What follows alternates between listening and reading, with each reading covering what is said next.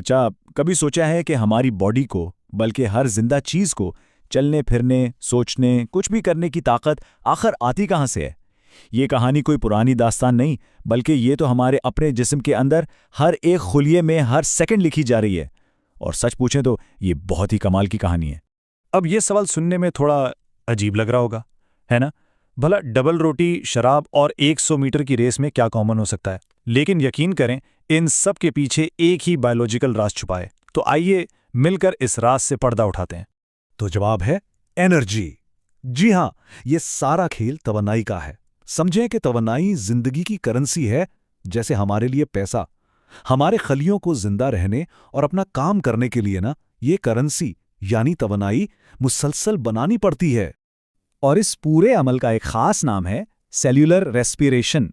अब ये नाम थोड़ा टेक्निकल लगता है, लेकिन इसका मतलब बहुत सादा है। ये वो तरीका है जिससे हमारे खुलिये खाने को, यानी ग्लूकोज को, छोटे छोटे एनर्जी पैकेट्स में तब्दील करते हैं। इन पैकेट्स को हम साइंस की जुबान में एटीपी कहते हैं। और यही एटीपी हमें सोचने, चलने, भागने, मतलब हर काम करने की ताकत देते हैं। चलें, तो सबसे पहले बात करते हैं मेन रोड की। मतलब तवानाई बनाने का जो सबसे आम और सबसे जबरदस्त तरीका है, वो है एरोबिक रेस्पिरेशन। आप इसे सेल की एनर्जी सुपर हाईवे कह सकते हैं। एकदम तेज, सीधी और जहां से एनर्जी ही एनर्जी मिलती है।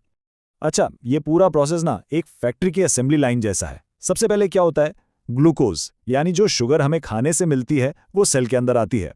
फिर इसका सबसे अहम पार्टनर ऑक्सीजन, वो भी पहुंच जाती है। अब ये दोनों मिलकर जाते हैं सेल के पावर हाउस में, जिसे हम माइटोकॉन्ड्रिया कहते हैं। और बस यहीं पर असल काम होता है। यहाँ ग्लूकोज को मुकम्मल तौर पे तोड़ा जाता है और इससे ढेरों ढेर तवानाई निकाली जाती है।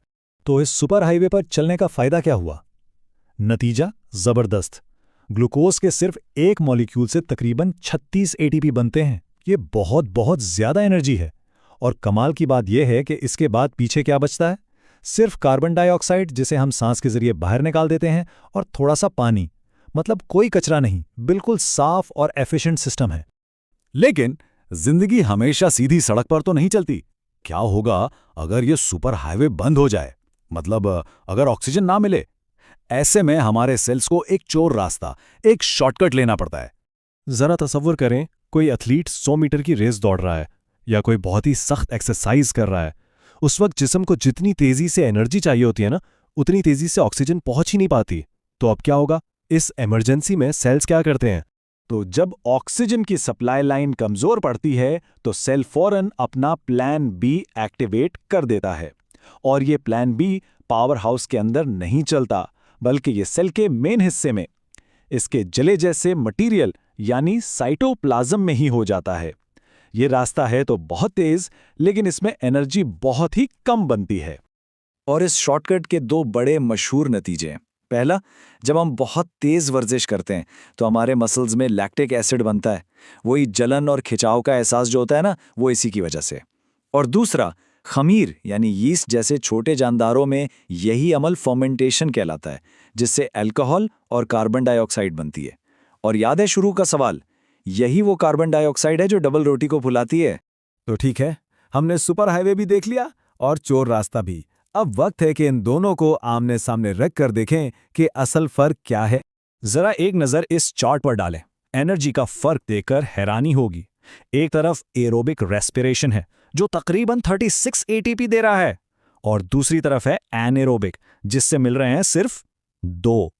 ये तो जमीन आसमान का फर्क है ना? तो मोटी मोटी बात यह है, एरोबिक रेस्पिरेशन को ऑक्सीजन चाहिए।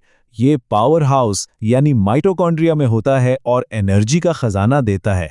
जबकि एनारोबिक रेस्पिरेशन को ऑक्सीजन की कोई ज़रूरत नहीं। ये साइटोप्लाज्म में होता है और बस काम चलाने जितनी एनर्जी देता है। साथ में लैक्टिक एसिड या अल्कोहल जैसे बाय प्रोडक्ट्स बनाता है।